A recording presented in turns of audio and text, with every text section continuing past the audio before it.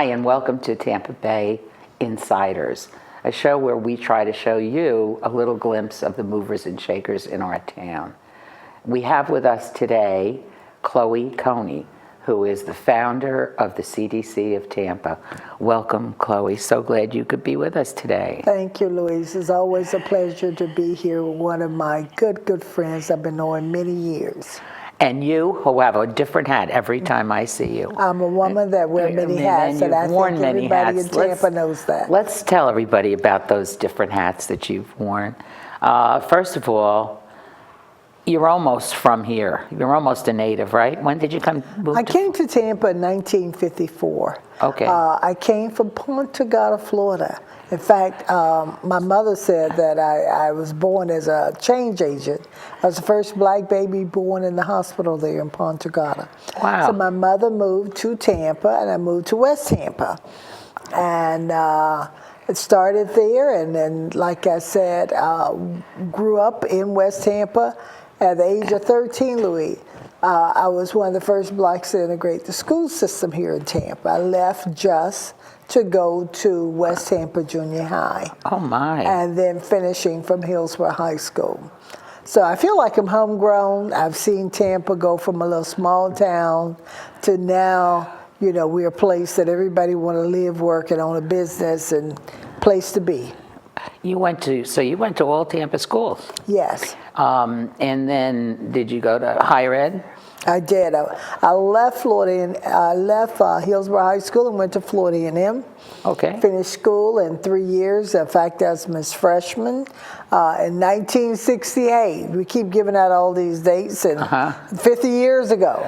Okay. You know, and then I graduated from Florida A&M in 1971, and I became the first black probation officer, female, here in Tampa. And I was so privileged to work in the courtroom with Judge George Edgecombe. And Eleanor Stewart has always mentored me over all these years. And I tell you, it's just a wonderful legacy, you know, to work with so many people that poured into your life when you were young. And then and with West Tampa, I grew up in West Tampa, but I attend Beulah Baptist Church, and I must give honor to my pastor, Reverend Leon, the Dr. Reverend Leon Laurie, who was my pastor at that time. So you see, we come from a rich history in our community. And activists all around you, yes. People that were concerned with the community. What degree did you have from college? I ended up getting my BS in political science, but I was majoring in correction because that was something that was not being offered. So when the Department of Correction came to Florida A&M and was looking for African Americans, they started that course. So I'm really honored to start there. That was not the most easiest job, Louise, because my first month on the job, I went out to do a pre-sentence investigation with my supervisor, Chuck Hurd, and I'll never forget, we were in Ruskin off of 41, and he stopped by to get gas.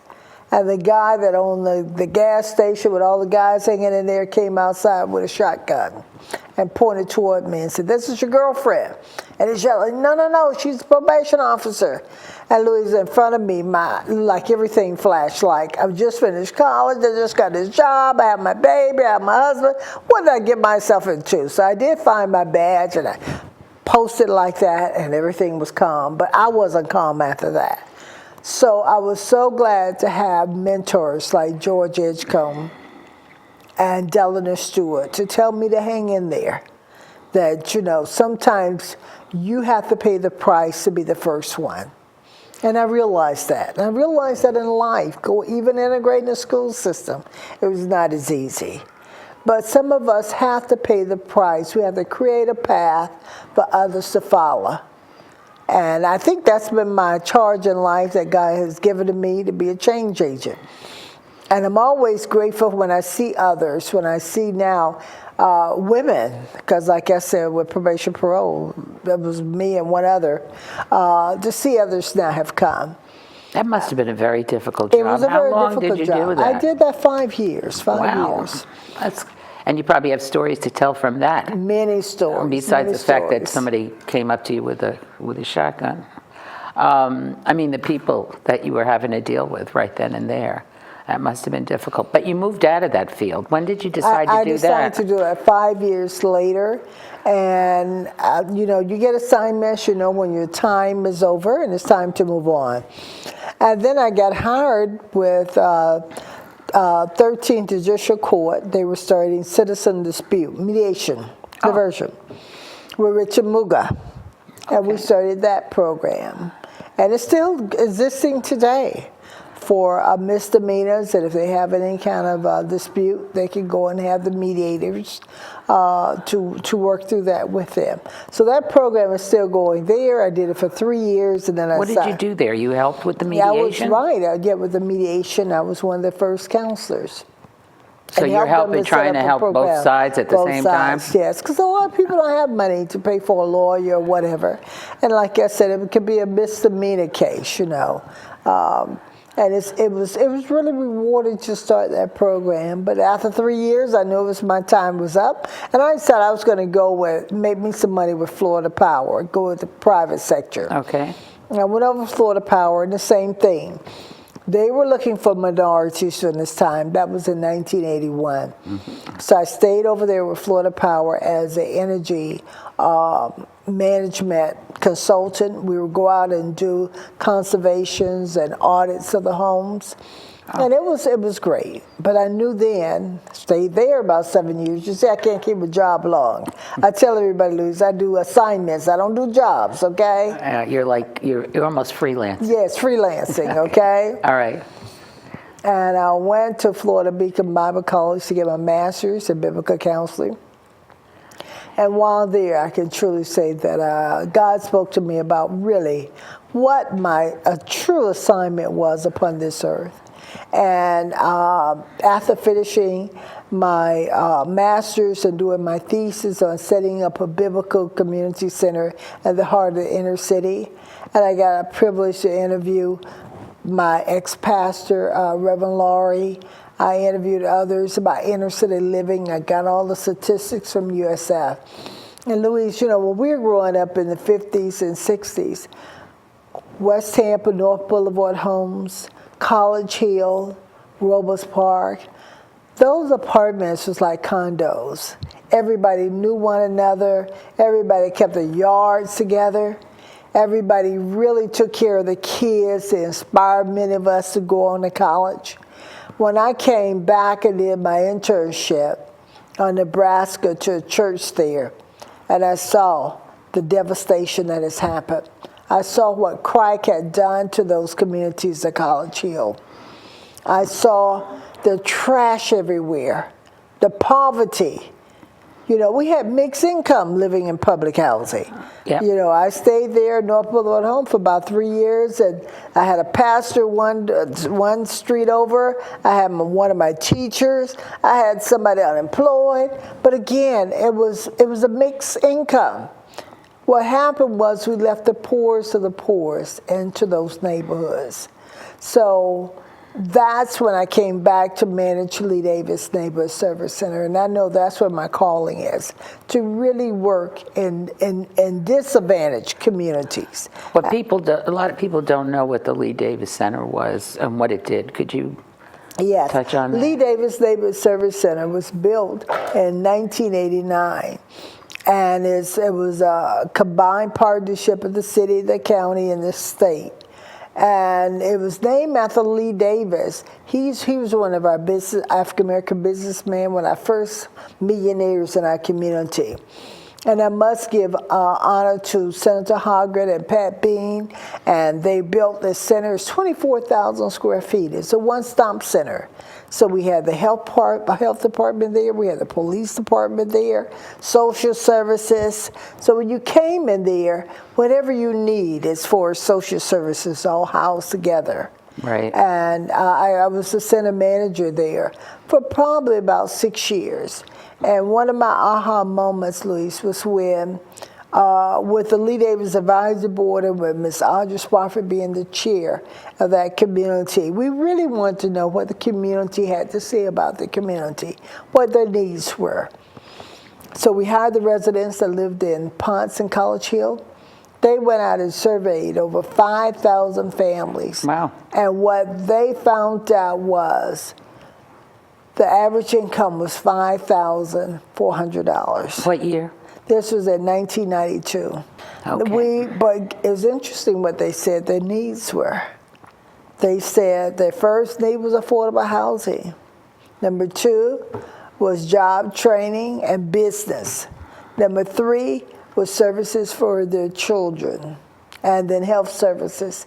So even though they made only $5,400, they didn't say, give me handout, give me only just welfare. They said, give me economic opportunities. Give me a job. Give me a job. Give me a safe place, housing, you know. And from that, we got our mandate through Corporation to Develop Community of Tampa. That was the founder. And we came out of Lee Davis Neighborhood Service Center with the advisory board. And we realized that we need to do economic development.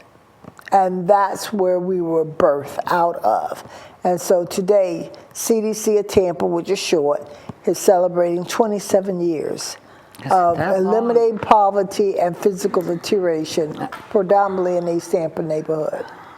And what's so nice is all these coalitions of groups that have come together. We're part of that with the Economic Development Center, where we provide training to people who want to be trained in video production skills. Yes, and that's part of your of the grant that you've gotten from, or not you, your son has gotten from United Way. I think that is right. It is. Right. It is. It is. And that's a wonderful thing because they've taken the approach all the way around. It's not just I need housing. It's I need housing. I need training. I might need help with my electric bill. I need some mental health services.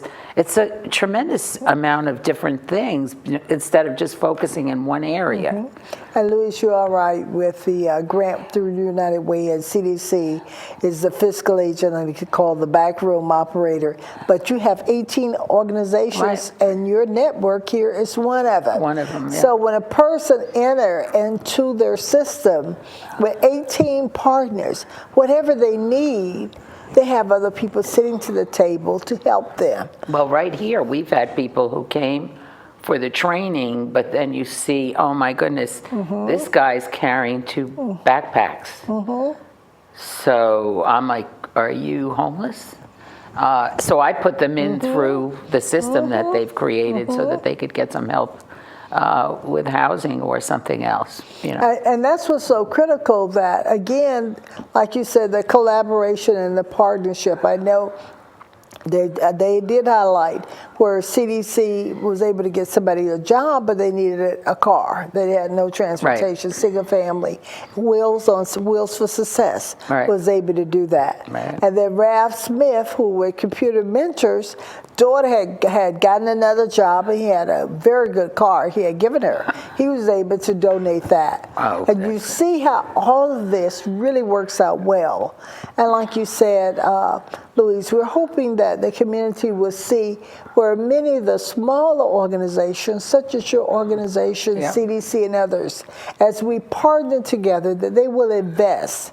Because again, you've been a great steward with the dollars that you received here. And for the young people that have come through and learned this skill, many of them are able to go out and get wonderful jobs. Oh my gosh, you know, Chloe, honestly, we have had people who were trained here. They now work for the mainstream network media. They work for the the government or the educational access channels. They have started their own businesses. They're out immediately shooting video for bar mitzvahs, companies, website videos, and so forth. So this is a really shortcut way to get into a field that is super growing.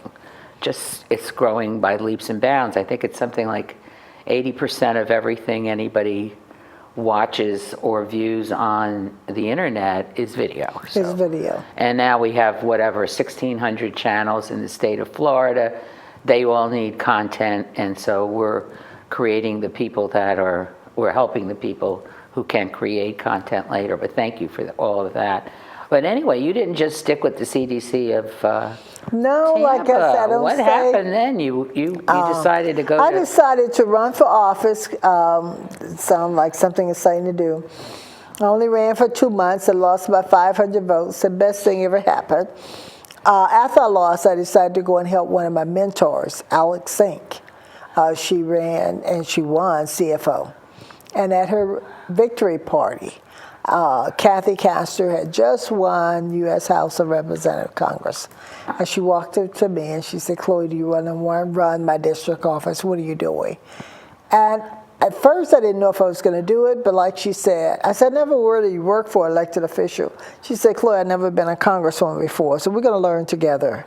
And we spent exactly 10 years, wonderful years, doing tremendous creative work out here in this community. Because when she took over during that time in 2006, well, 2007, that's when the Great Recession hit.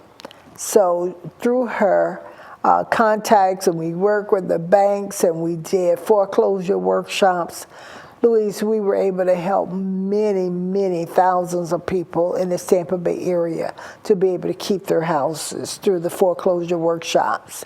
And then along with that, we held job fairs and worked with Career Source and other organizations to find people jobs. She made sure that she was always accessible to the people, doing a one-on-one in the community and anything else that needed to go to really take care of her constituents. So again, it was truly an honor to work for Congresswoman Kathy Castor those 10 years. She's a super representative. Yes, she is. I've had my occasion to have to send a child over to her for help with a passport or something or whatever, and they're on the money, they're ready, and they're always willing to help, and I appreciate that so much. And the things that she's fighting for, health care and so forth, that she's constantly looking at ways to help people that are less fortunate. When you were working her office, what you pretty much handled people coming in or calling or from Tampa? Yes, Tampa. First we started with Hillsborough and Pinellas County. Okay. And in the office we have our case managers, and you're right. Anybody that needed any help with any of the federal agencies, like you said, passport, IRS, veterans that come in. I mean, a lot of our cases are veterans. Okay, Social Security. Really? So that office was really top notch and really working, like I said, with the constituents and trying to give them help. So what was the most interesting call you ever took to try to help somebody? I'm going to say with the earthquake that they did in Haiti. Our office was in really? So many people had families over in Haiti and needed to get them back over here to the United States, or it was devastating. I think people don't understand the things that a representative does or what's available. Well, they don't understand what's available to them even with the CDC of Tampa or any of the nonprofit groups. But then there's this. People didn't know. I know when my son called me and said, we goofed up, we have a trip in 3 days, and we didn't realize we had to renew a passport for one of the children because they only are 5 years or something. And I said, oh, well, we got to call Kathy. And he had no idea of that, and he's not a stupid kid. So the point being, oh my gosh, the people don't realize what's available to them. What did you do with the people that wanted to get their folks in from Haiti? That's what we had to do. We had to work. What could you do? We worked with the embassy over in Haiti. We work with the families. Some days we come to work at 8 o'clock and we saw almost 20 people in our lobby. We also go out and we work with the churches, the Haitian churches. We found out what other resources was in the community that we can give referrals to. So as you see, we try to do things comprehensively because there's so much need in our community. And like you said, and different places. And different places, yes. So, and to see so many people that are applying for the disability, and you know that they're ill, terminally ill, and not being able to get, the access to their Social Security. there's much need out there. But Yeah. you're right. Our office was, sometimes we had 2,000-3,000 constituents come into our office for help. Oh my goodness. It Just was a lot walking of in, work. just walking Walking in, calling, or whatever. Right. And then So with you me did- knowing everybody in Tampa, they would grab me out at community meetings, okay? Right. So, and I saw you at many of those. Chloe, how long, you retired only recently, what is it, 2 years? It was 2 years. 2 years ago. You just felt some other urge coming on? Because my mother, who would turn 90, and I realized that she was needing a little bit of my help.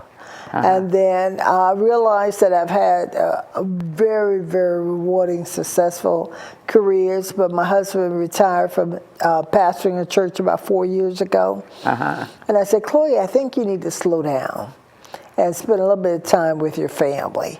So that's the reason, that one of the main reasons that I did retire.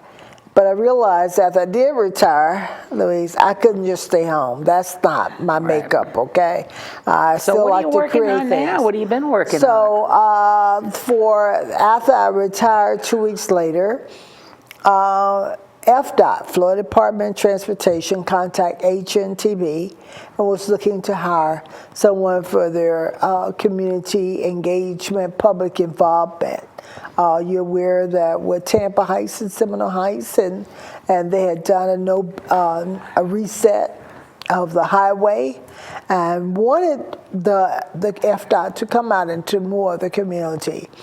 So I decided to... This was about extending the 275, 275 and I-4. And taking out some more neighborhoods. And everybody was up in arms about that. And everybody was up in arms, everybody. Yep. So So the they wanted you central to go, office help them figure out where they should take the road out, or? No, to really get engaged in the community. What community resources? Okay. And again, bringing all those years of experience working at CDC, working for the Congresswoman, I know about every neighborhood and neighborhood leaders.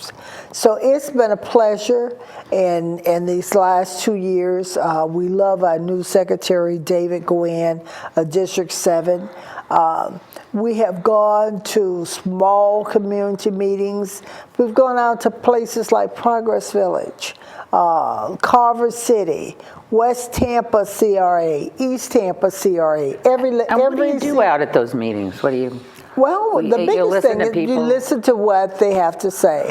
First, FDOT will give them a diagram of what being proposed, like we're looking at 4 options.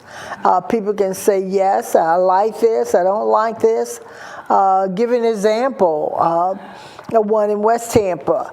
When we're looking at doing the expansion of 275, they were looking at express lanes. How do you get an excess and be able to exit off the interstate into West Tampa?